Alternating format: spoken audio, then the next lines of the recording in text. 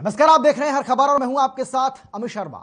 वक्त है मसला का। मसला में आज हम बात करेंगे हरियाणा में पिछले 71 दिनों से चल रहे आंगनबाड़ी वर्कर्स के प्रदर्शन को लेकर। करीब 3 महीने से चल रहे इस प्रदर्शन में अब सियासी तड़का भी लग चुका है। आज प्रदेश कांग्रेस अध्यक्ष कुमारी सैलजा आंगनबाड़ी वर्कर्स को अपना समर्थन देने के लिए करनाल पहुंची। इस दौरान उन्होंने सरकार पर आंगनबाड़ी वर्कर्स की मांगों को अनदेखा करने का आरोप लगाया और कहा कि कांग्रेस पार्टी सड़क से लेकर सदन तक इनकी लड़ाई लड़ेगी।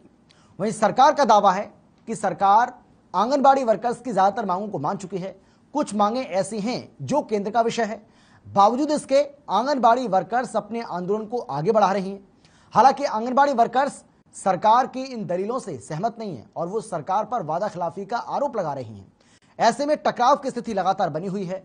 अब सवाल यह है कि आखिर कब और कैसे खत्म होगा आंगनबाड़ी वर्कर्स का ये प्रदर्शन।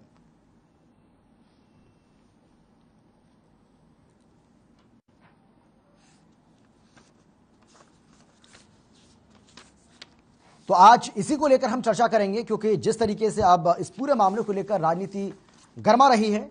आज करनाल पहुंची कांग्रेस के प्रदेश अध्यक्ष कुमारी सैलजा, जिसकी तस्वीरें आपको हम दिखा भी रहे हैं। यहां पर उन्होंने तमाम जो आंगनबाड़ी कार्यकर्ता थी उनसे उन्होंने मुलाकात की, उनसे उन्होंने बातचीत की और बातचीत के जरिए उन्होंने कहा है कि कांग्रेस पार्टी आपकी जो लड़ाई है वो सड़क से लेकर सदन तक लड़ेगी। विधानसभा के अंदर भी आपके मुद्दों को उठाया जाएगा। इसके साथ ही ये भी उन्होंने कहा कि बीजेपी सरकार, ये गठबंधन सरकार आंगनबाड़ी वर्कर्स की मांगों को लेकर बिल्कुल भी सचेत नहीं है, सतर्क नहीं है, संवेदनशील नहीं है। और यही वजह है कि पिछले 70 दिन से ज्यादा का वक्त हो चुका है, लेकिन अभी तक इनकी समस्या का किसी तरह का कोई समाधान नहीं हुआ है।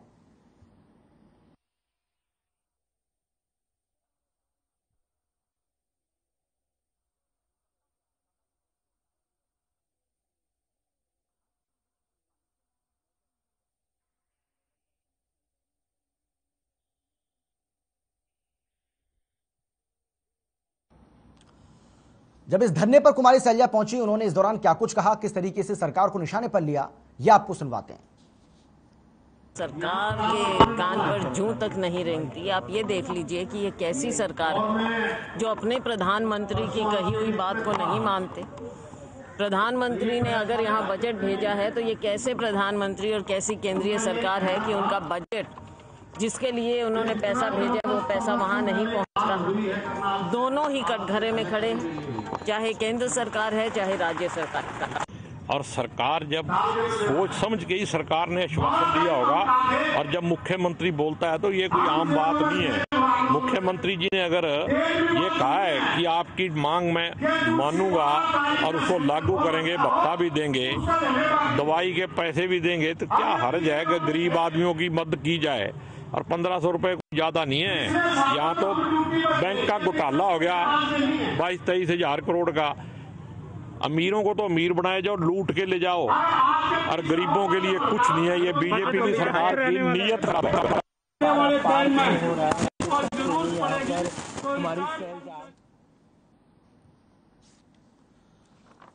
तो आपने सुना किस तरीके से कांग्रेस की प्रदेश अध्यक्ष कुमारी सैलजा की ओर से सरकार पर वार किया गया। और उसके बाद शमशेर गोगी को आप सुन रहे थे, जिनका यह कहना है कि विधानसभा के इस सत्र में, यानी कि जो बजट सत्र होगा, उसमें इस आवाज को बुलंद करेंगे, आंगनबाड़ी वर्कर्स की आवाज को उठाएंगे।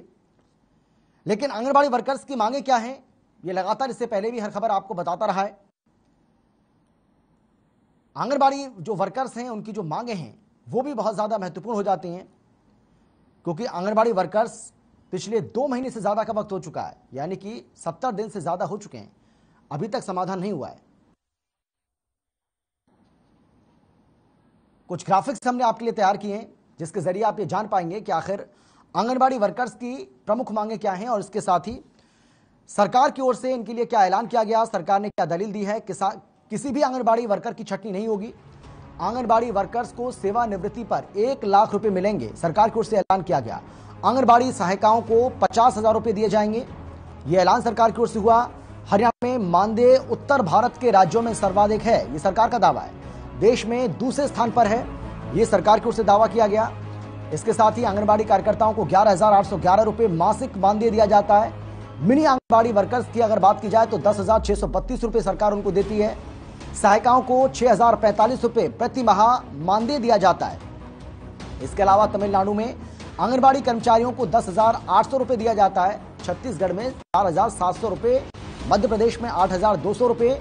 मिनी आंगनबाड़ी वर्कर की अगर हम बात करें तो यहां हरियाणा में 10,632 रुपए मानदेय दिया जाता है। तमिलनाडु की बात करें तो 8,000, तेलंगाना में 6400 रुपए और छत्तीसगढ़ में 4,000 दिया जाता है। मध्य प्रदेश में 4,350, पंजाब में 3,900। आंगनबाड़ी हेल्पर को हरियाणा में मिल रहा है 6,045 रुपए का मानदेय, जबकि छत्तीसगढ़ की बात करें तो 2,350 रुपए, मध्य प्रदेश में 4,100 रुपए, पश्चिम बंगाल में 3,900 रुपए, पंजाब की बात करें तो 3,150 रुपए मानदेय यहां पर मिल रहा है। हरियाणा में आंगनबाड़ी कार्यकर्ताओं, मिनी आंगनबाड़ी कार्यकर्ताओं की बात करें, इसके साथ ही सहायिकाओं की बात करें तो दुर्घटना होने पर 2 लाख रुपए देने का ऐलान सरकार की ओर से यहां किया गया। इसके अलावा कोविड-19 के दौरान ड्यूटी के लिए 1,000 रुपए की एक मुश्त राशि जारी करने का ऐलान सरकार ने किया है। 10 साल से अधिक अनुभव वाली कार्यकर्ताओं को पदोन्नत किया जाएगा, यह भी सरकार की ओर से ऐलान किया गया। अब जान लेते हैं आंगनबाड़ी वर्कर्स की मांगे क्या है। आंगनबाड़ी वर्कर्स और हेल्पर्स की क्या मांगे आपको हम बता रहे हैं। जब तक कर्मचारी को इनकी मांग है कि वर्कर को न्यूनतम जो वेतन है वो 24,000 रुपए दिया जाए, हेल्पर्स को 16,000 रुपए दिए जाएं। इसके अलावा साल 2018 में मानी गई मांगों को लागू करने की मांग भी इनकी ओर से की गई है। इसके साथ ही बिना मोबाइल फोन अन्य संसाधन दिए ऑनलाइन काम ना करवाए जाएं, इस बारे में उच्च न्यायालय के आदेशों का पालन हो।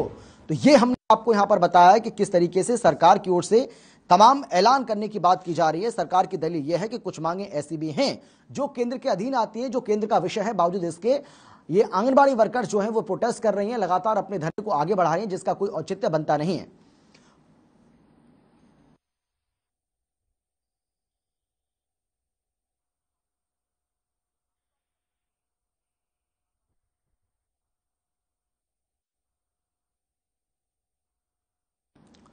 तो आज इसी को लेकर हम चर्चा करने वाले हैं, लेकिन कौन कौन खास मेहमान हमारे साथ मौजूद हैं, सबसे पहले उनसे आपको हम परिचय करा देते हैं। हमारे साथ डीपी कौशिक जी हैं जो कि भारतीय जनता पार्टी के प्रवक्ता हैं। हमारे साथ संजीव भारद्वाज जी हैं जो कि कांग्रेस पार्टी के प्रवक्ता हैं। हमारे साथ तारा देवी जी हैं जो कि आंगनबाड़ी यूनियन से ताल्लुक रखती हैं। आप सभी का बहुत बहुत स्वागत है। लेकिन सबसे पहले संजीव जी, मैं आपके पास आते हुए 70 दिन से ज्यादा का वक्त हो चुका है, लेकिन कांग्रेस को 71वें दिन ही याद क्यों आई इन आंगनबाड़ी वर्कर्स की? इससे पहले आपको याद क्यों नहीं आई? आज कुमारी शैलजा अचानक से करनाल पहुंचती हैं, वहां जाकर धरने को समर्थन देती हैं और ये कहती हैं कि हम इन आंगनबाड़ी कार्यकर्ताओं की लड़ाई को सड़क से लेकर सदन तक लड़ेंगे। 71 दिन के बाद आपको याद आई? अमित जी, मैं आपकी जानकारी को दुरुस्त कर दूं, ये आज ही नहीं गई।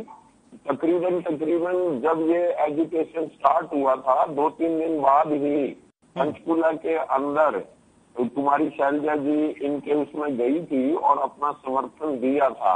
इनकी सारी डिमांड्स को देखते हुए, समझते हुए आज ये रेगुलर इनके टच में हमारा सारा शीर्ष नेतृत्व जो कांग्रेस का है, चाहे वो हुड्डा साहब हैं, चाहे कुमारी शैलजा जी हैं, सभी लोग समय समय पर। लेकिन ये बात तो 3-4 दिन बाद ही होगी थी। मैंने आपके माध्यम से मैं आपके देखने वालों को, आपके टीवी चैनल को देखने वालों को बताऊं कि ये बात समझ में नहीं आती कि हर वर्ग का व्यक्ति सड़कों पे क्यों है।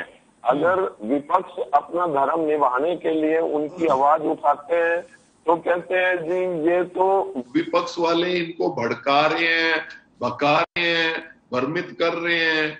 और जब हम लोग एक कानूनी दायरे में रहकर, चाहे विधानसभा, आप देखें हमारे जो सीएलपी लीडर हैं हुड्डा साहब, उन्होंने भी ये आश्वासन दिया है कि अब इस सेशन के दौरान पूरे जोर शोर से हर एमएलए ने, गोगी जी ने भी, जितने कांग्रेस के एमएलए हैं, इनकी जो जायज बात है। और गजब की बात ये है, ये सबसे पहले आंगनवाड़ी वर्कर्स जो हैं वो चीज मांग रहे हैं जिसकी घोषणा हमारे आदरणीय प्रधानमंत्री जी ने भी कर दी और हमारे प्रदेश के मुख्यमंत्री जी ने भी घोषणा की हुई है।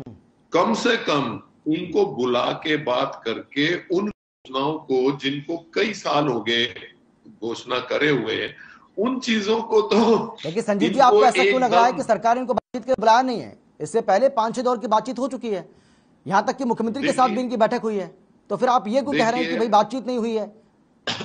अमित जी जो घोषणाएं प्रधानमंत्री जी ने और मुख्यमंत्री जी ने घोषणा की है, सबसे पहले वो घोषणाएं या वो फंड इनको रिलीज करना बनता है या नहीं बनता, आप बताएं। अगर आपको नहीं देना था तो आप तो ये भी सरकार की दलील, सरकार की दलील क्या है? सरकार भी तो ये दलील दे रही है ना कि कुछ मांगे, देखिए सरकार का ये कहना है कि बहुत सारी मांगे हमने इनकी पूरी कर दी हैं, लेकिन कुछ मांगे ऐसी हैं जो केंद्र का विषय है, जो हमारे हाथ में नहीं है। जो हमारे हाथ में था वो हमने कर दिया, जो हमारे हाथ में ही नहीं है हम उसका कैसे करें उसको? वो केंद्र का विषय है, केंद्र उस पर विचार करेगा। अमित जी, मैं आपके माध्यम से ये बात बताना चाह रहा हूं, जो मुख्यमंत्री जी ने हमारे विधानसभा के अंदर घोषित की, जो भी इनकी घोषणाएं की, वो अभी तक पूर्ण नहीं हुई। जो प्रधानमंत्री जी ने भी की, अगर हर जगह ये सत्तारूढ़ दल चाहे केंद्र का है चाहे प्रदेश का है, डबल इंजन की सरकार, डबल इंजन की सरकार, यहाँ डबल इंजन की सरकार होते हुए भी अगर कोई प्रधानमंत्री जी की करी हुई घोषणा को पूरा नहीं किया जाता और उस घोषणा को पूरा करवाने के लिए अगर कोई भी एक मतलब मैं कहूं समाज का वर्ग, कोई भी कर्मचारी अगर सड़कों पे है, तो ये हमारे लिए बहुत शर्म की बात है कि प्रधानमंत्री जी की घोषणा के बाद भी, डबल इंजन की सरकार होने के बाद भी, ठीक है वो चीज। ठीक है संजीव जी, मैं लौट रहा हूं आपके पास। संजीव जी मैं आ रहा हूं आपके पास। डीपी कौशिक जी आवाज आ रही है आपको मेरी? सुन पा रहे हैं क्या आप मुझे? डीपी कौशिक जी आवाज आ रही है आपको मेरी? हाँ बिल्कुल आ रही है अमित जी, बताइए। डीपी कौशिक जी सवाल मेरा आपसे सीधा सा है सर, आप ये बताइए भाई, आप अगर ये कह देंगे कि ये केंद्र का विषय है, कुछ मांगे इनकी ऐसी हैं जो केंद्र का विषय है, वो केंद्र ही उनको पूरा कर सकता है, तो भाई केंद्र में भी तो आप ही की सरकार है सर, दिक्कत कहां रही है?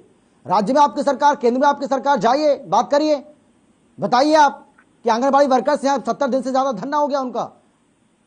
अमित जी कैसे खत्म होगा ये, कब खत्म होगा? अमित जी आपने 4 से 6 महीने पहले भी देखा होगा, माननीय मुख्यमंत्री इनकी घोषणाएं की थी, मुआवजा की घोषणा हमने की थी, सैलरी हमने बढ़ाई थी, उनके ऊपर जो इंश्योरेंस वो हमने किया था, एक मुश्त राशि हमने की थी, हो जा रहा है ना प्रदेश के अंदर। आज इतना मान इनको दिया जाता है, मुझे लगता नहीं आज मेरे मतलब पूरे हिंदुस्तान में कहीं पे भी इतना मान इनको दिया गया होगा। मैं कुमारी शैलजा जी से या संजीव भारद्वाज जी मेरे भाई, इनसे पूछूंगा, इनके राज में इनको पता होगा शायद कितनी सैलरी दी जाती थी। तब शैलजा जी इनके 10 साल सरकार रही, जब भी इनकी गवर्नमेंट ही नहीं की थी ना, मुझे याद है शायद 1000 रुपए दिए जाते थे, तब इनको तकलीफ नहीं हुई, तब इनको पता नहीं था कि 1000 रुपए में इनका गुजारा कैसे होगा। इस सरकार ने आते ही इनका मानदेय बढ़ाया, इनको वो जो सुविधाएं देनी थी वो सुविधाएं माननीय मुख्यमंत्री ने दी। ठीक है, इसमें भी कोई दो राय नहीं है, आप भी समझते हैं कि बहुत सारी चीजें होती हैं जो अंडर सेंट्रल गवर्नमेंट के अंडर में आती हैं। ठीक है, माननीय मुख्यमंत्री ने भरोसा भी दिलाया हो, बात करेंगे ऊपर भी, और जितना पॉसिबल होगा इनको जो गवर्नमेंट की सुविधा है सेंट्रल गवर्नमेंट की वो दिलवाई जाएगी। इसमें तो किंतु परंतु वाली बात ही नहीं है, इनकी बातें सुनी जा रही हैं। पहले भी इन्होंने हड़ताल की थी, तब भी माननीय मुख्यमंत्री जी ने बुला के स्पेशल सारा जो इनका मोस्टली इनके मांगे मांगी गई थी, नई मांग उठा दी इन्होंने। आपको याद होगा पीछे 6 महीने पहले इनकी मांग नहीं मांगी हुई, बताइए आप। सारी ऑलमोस्ट मांगे सारी मान ली थी, जो इन्होंने कहा था सारी। तो तारा देवी जी, सरकार की अपनी तारा देवी जी कुछ मजबूरियां होती हैं। कौशिक जी ये कह रहे हैं कि भाई आपकी सारी मांगे मान ली गई हैं। जब सारी मांगे आपकी मान ली गई तो आप सड़क पर क्यों हैं?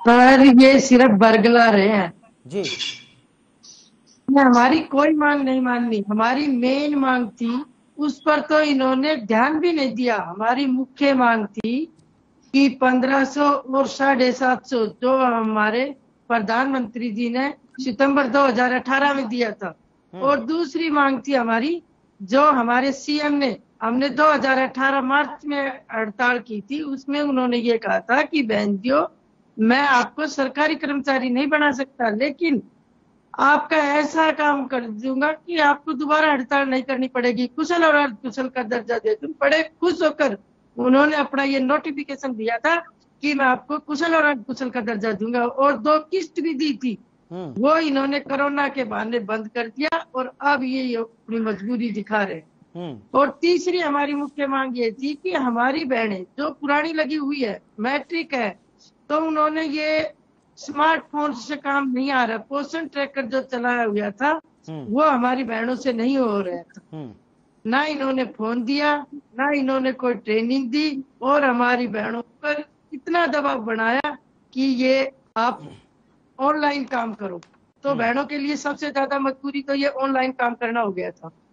और दूसरा मुख्य मांग हमारी ये दो थी। नहीं, लेकिन तारा देवी जी घोषणाएं की भाई ऑनलाइन, ठीक है, ऑनलाइन काम करने में आपको दिक्कत आ सकती है, उन चीजों को समझना आपके लिए जरूरी हो सकता है, ये बात सही है, लेकिन ऑनलाइन हम काम नहीं करेंगे ये कह देना, ये आपको उचित लगता है क्या? आपको भाई मॉडर्न जमाना है, दुनिया बहुत आगे बढ़ रही है, देश बहुत आगे बढ़ रहा है, ये न्यू इंडिया है, और यहाँ पर ऐसी बातें करना कि भाई हम ऑनलाइन काम नहीं करेंगे, तो अगर कोई काम हमें नहीं आता तो हम सीख लेंगे उसको, लेकिन हम करेंगे, हम ये कह दें कि हम नहीं करेंगे, ये आपको लगता है ठीक है? नहीं सर, हमने ये भी नहीं कहा कि नहीं करेंगे, हमने ये कहा कि ट्रेनिंग कराओ, मोबाइल दो, और फिर हम जिन बहनों को आ जाएगा तो वो करेंगे, जिनको नहीं आएगा तो अपने बच्चों से, परिवार से, किसी से भी करा लेंगे, लेकिन साफ जवाब नहीं दिया। और जो हमारी मुख्य मांग थी, सरकार ने उस तरफ हमारी तरफ ध्यान भी नहीं दिया। ये 200-400 रुपए 384 रुपए बढ़ाकर, और इन्होंने बहुत बड़ी घोषणाएं दिखा दी है हमारे लायक। एक हाँ छोटी सी ये था कि जो इन्होंने 50,000 सहायिका के और 1 लाख वर्कर के जो रिटायरमेंट पे दिए, ये मांग इनकी जरूर हमें अच्छी लगी, और बाकी कुछ नहीं मानना था। भाई सरकार कर रही है ना तारा देवी जी, ऐसा तो है नहीं कि सरकार हाथ पे हाथ रखे बैठी है, आपकी कोई सुनवाई नहीं हो रही है, सरकार की ओर से तमाम तरह के ऐलान भी किए गए। खैर मुझे छोटे से ब्रेक के लिए रुकना है तारा देवी जी, और ब्रेक के बाद में जब लौटूंगा तो मैं बताऊंगा कि सरकार की ओर से क्या कुछ ऐलान आप लोगों के लिए किए गए हैं, सरकार क्या कुछ दावा कर रही है। एक छोटे से ब्रेक के लिए रुक रहे हैं और लौट रहे हैं।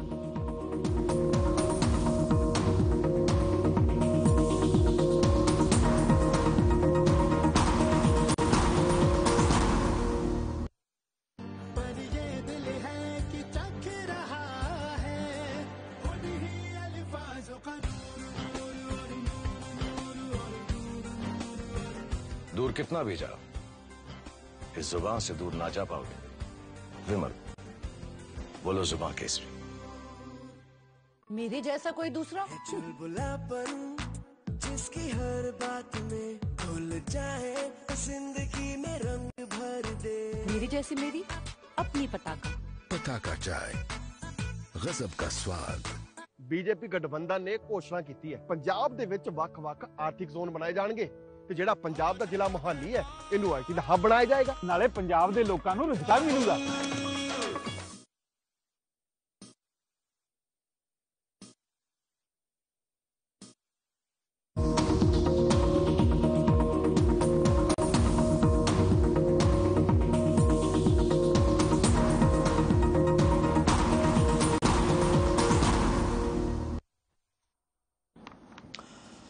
ब्रेक के बाद आपका स्वागत है। चर्चा को हम आगे बढ़ाएंगे, चर्चा को आगे बढ़ाएं उससे पहले हम ये जरूर आपको बता देते हैं, क्योंकि मुझे ऐसा लगता है कि हर किसी का पक्ष जो है वो सामने आना चाहिए, चाहे वो आंगनबाड़ी वर्कर्स हो, या फिर विपक्षी कांग्रेस की बात हो, या फिर सत्तारूढ़ दल की अगर हम बात करें, गठबंधन सरकार की बात करें, बीजेपी पार्टी की बात करें, तो सबकी बात सामने आनी चाहिए।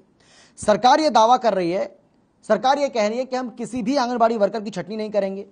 सरकार ये कह रही है कि आंगनबाड़ी वर्कर्स को सेवानिवृत्ति पर 1 लाख रुपए दिए जाएंगे।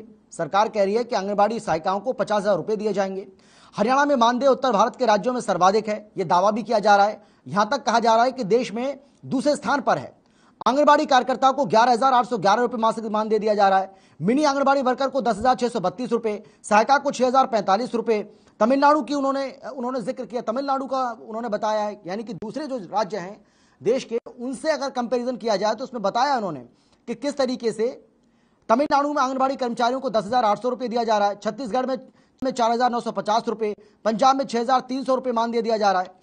तो कुल मिलाकर के अगर देखा जाए तो दूसरे प्रदेशों से भी इसकी तुलना की जा रही है, और यह बताया जा रहा है कि किस तरीके से अब बाकी जो राज्य सरकारें हैं वो कितना मानदेय दे रही हैं, और हरियाणा सरकार उनसे कहीं बढ़ाकर मानदेय आंगनबाड़ी वर्कर्स को दे रही है, और तमाम तरह के ऐलान भी आंगनबाड़ी वर्कर्स के लिए सरकार ने किए हैं। संजीव जी, जो ये कंपैरिजन किया जा रहा है, जिसमें बताया जा रहा है, और डीपी कौशिक जी तो ये भी बता रहे थे कि आपके समय में कितना मानदेय था और हमने बढ़ाकर इसको कितना कर दिया है, क्या कहेंगे इस पर? अमित जी, अभी तारा देवी जी ने बताया जो आंगनवाड़ी वर्कर हैं कि 384 रुपए बढ़ाए हैं केवल, और ये जो रिटायरमेंट पे 50,000 लाख ये तो समय समय पर पॉलिसी चेंज होती है, कब रिटायरमेंट होगी कब नहीं होगी। हर एक गवर्नमेंट, आज आप देखें पूरे देश के अंदर महंगाई का ग्राफ कहां से कहां पहुंच गया 7 साल में। इस बात पे मैं डिटेल में जाऊंगा तो बहुत लंबा समय मुझे चाहिएगा, मैं नहीं जाऊंगा।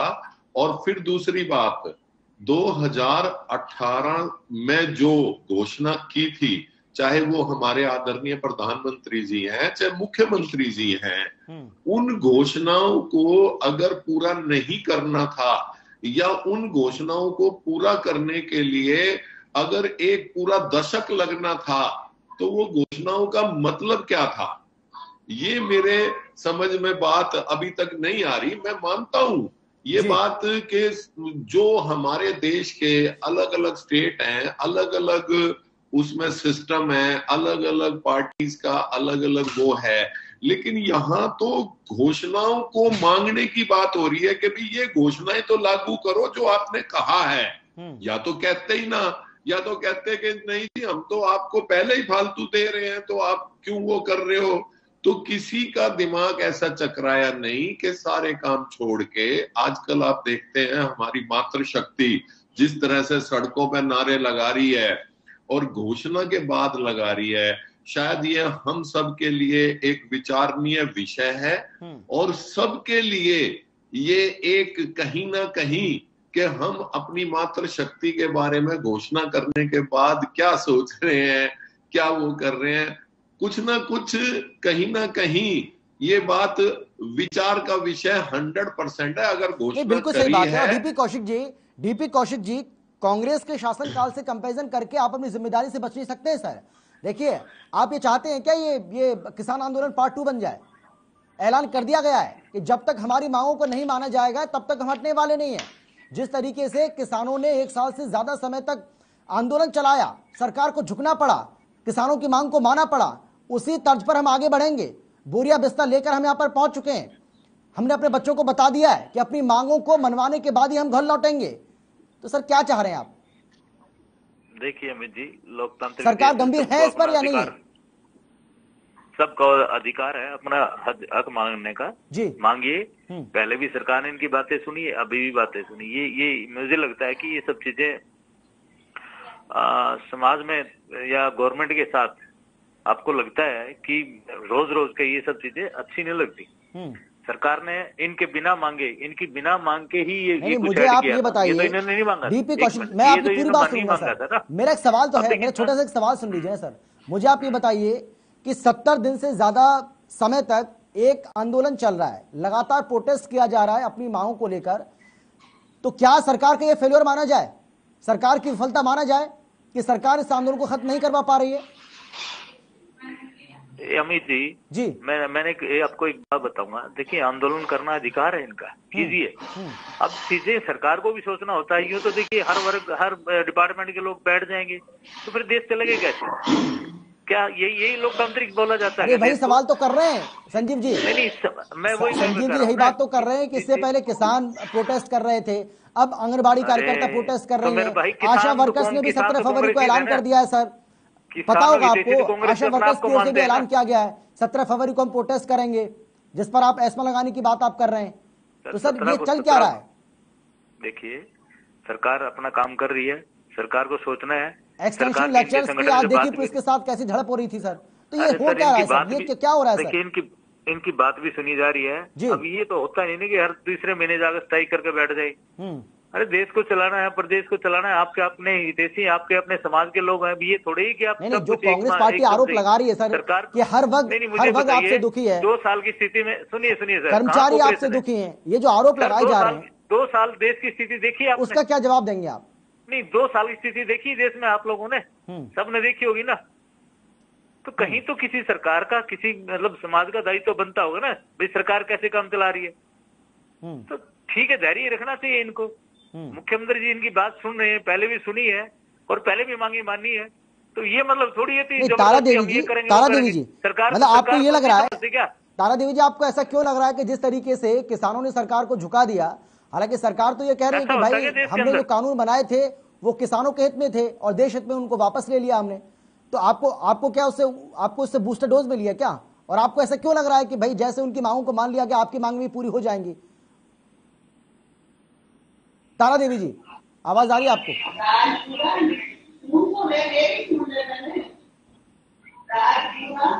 नहीं है ये किसी की बात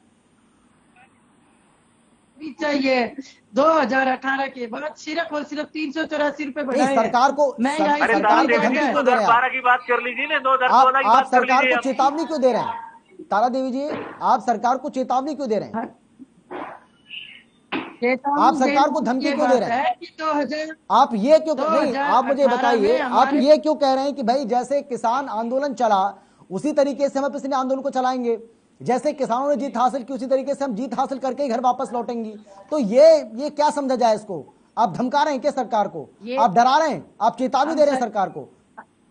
ऐसी सरकार को झुकाने की कोशिश कर रहे हैं क्या? नहीं रहे। सरकार ने जो 2018 में हमारे पीएम सीएम ने जो घोषणा की थी, सिर्फ और सिर्फ हम उसी को लागू करा रहे हैं। हम सरकार को धमका नहीं रहे, सरकार से डीपी कौशिक जी तो कह रहे हैं ना तारा देवी जी, ये सरकार ने, डीपी कौशिक जी तो कह रहे हैं, वो तो बता रहे हैं कि मुख्यमंत्री जी जाएंगे केंद्र में भी जाकर बात करेंगे, प्रधानमंत्री के सामने भी ये बात रखेंगे, थोड़ा समय तो दीजिए। वो कह तो रहे हैं, आपके सामने बोल रहे हैं। और बात बताइए कि 2 साल की स्थिति इन्होंने देखी नहीं।